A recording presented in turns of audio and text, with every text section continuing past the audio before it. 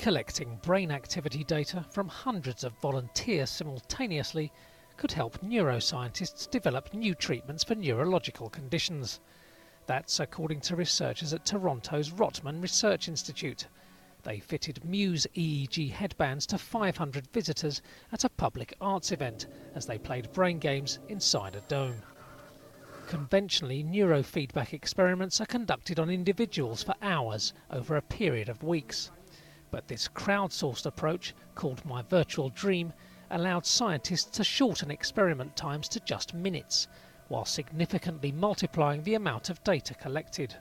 Even though a lot of people were not even aware, they may not have been aware that they were learning, but they were. They were actually learning, and they were getting better feedback as the experiment progressed. So the shortness of time in which this happened was quite striking, because the existing literature on neurofeedback usually talks about sessions that are an hour long and that are repeated from once each week. The group's collective EEG signals triggered artistic imagery displayed on the dome, while live musicians on stage interpreted the data.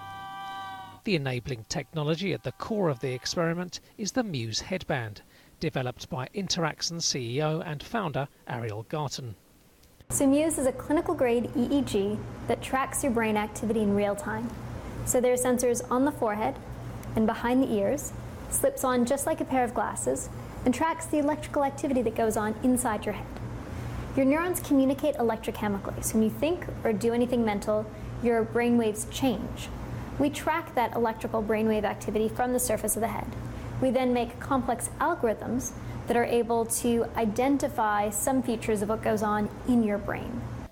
The Rotman Research Institute, run by Baycrest Health Services, is part of an international consortium building a model of the human brain.